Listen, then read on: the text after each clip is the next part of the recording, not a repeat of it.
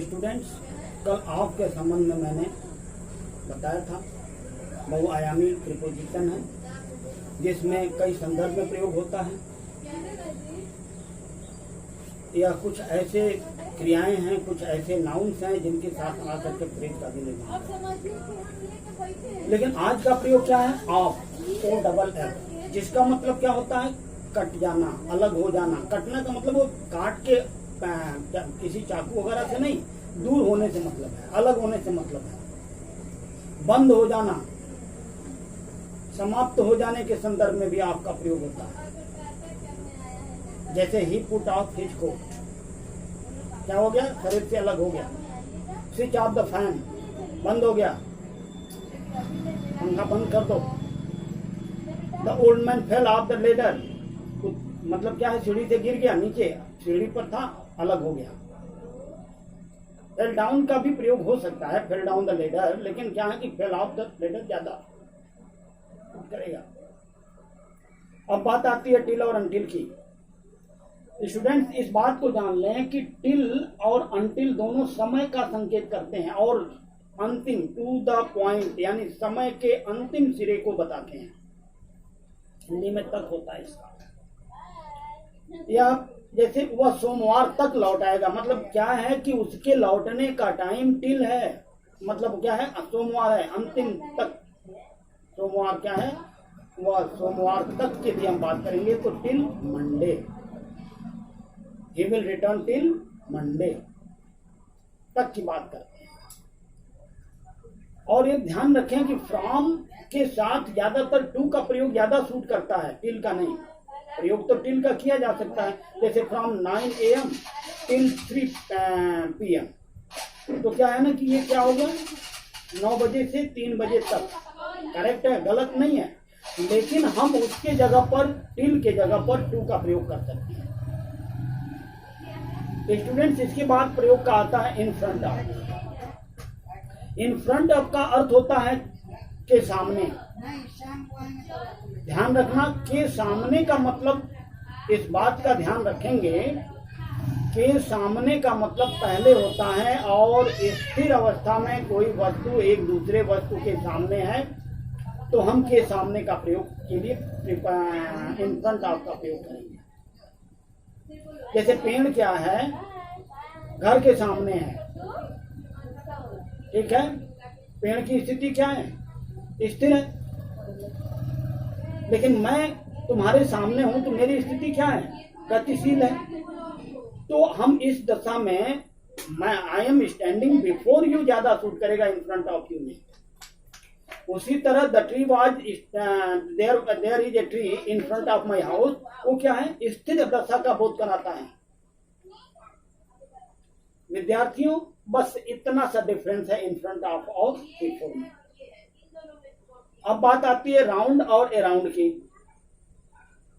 Around का मतलब बाहर से चारों ओर, और बाहर का मतलब बॉर्डर लाइन की नहीं, वो चीजें जो लोग बाहर से हैं, जो वस्तुएं बाहर से हैं, जो वस्तुएं क्षेत्रफल के बाहर चारों ओर हैं, उसके अंदर क्षेत्रफल है,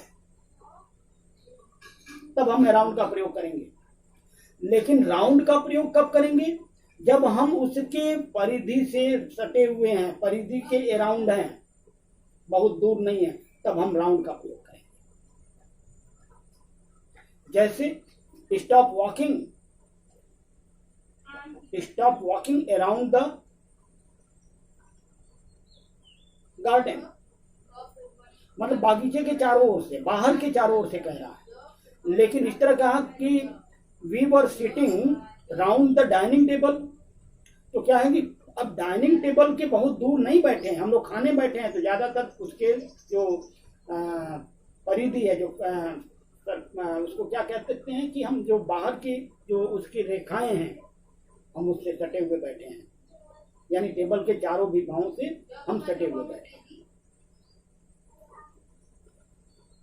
अब बात आती है एमिड और एमिडस्ट की।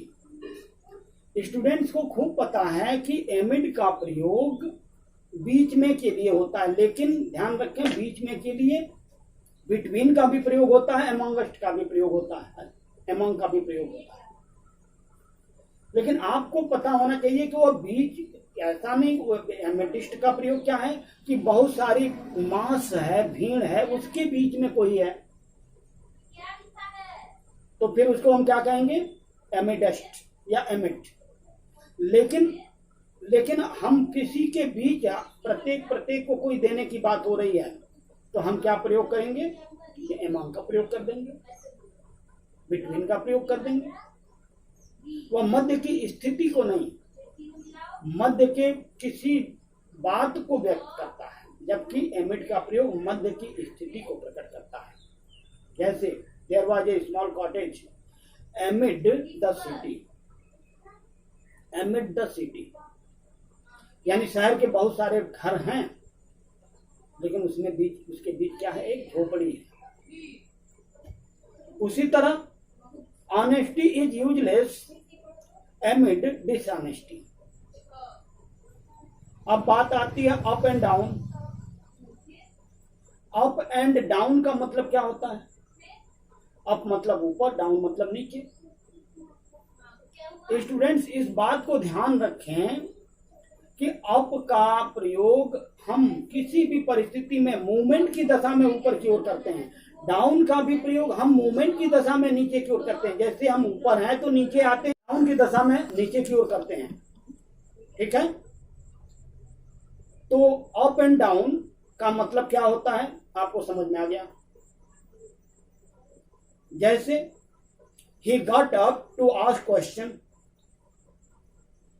मतलब क्या हो गया, खड़ा हो गया प्रश्न पूछने के लिए।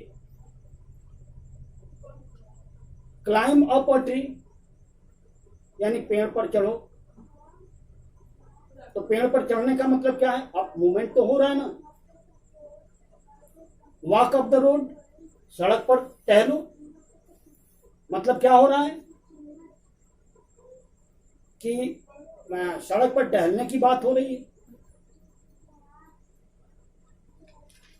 स्टूडेंट इसी प्रकार आप समझ लें कि ये अप एंड डाउन जब एक फ्रेज बनाते हैं तो उनके विभिन्न परिस्थितियों में अलग अलग अर्थ होते हैं।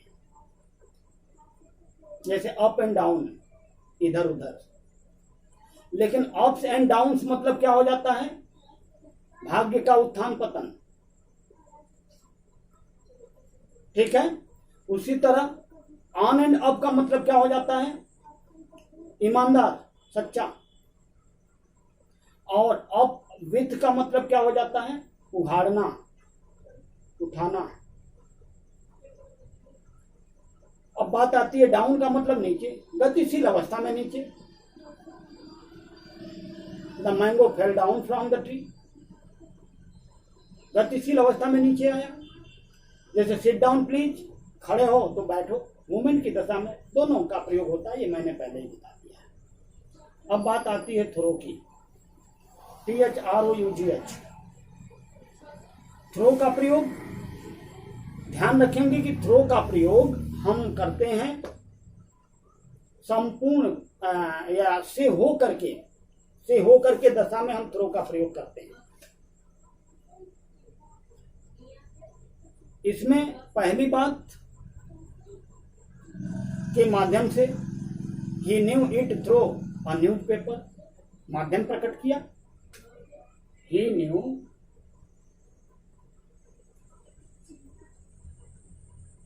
It through newspaper,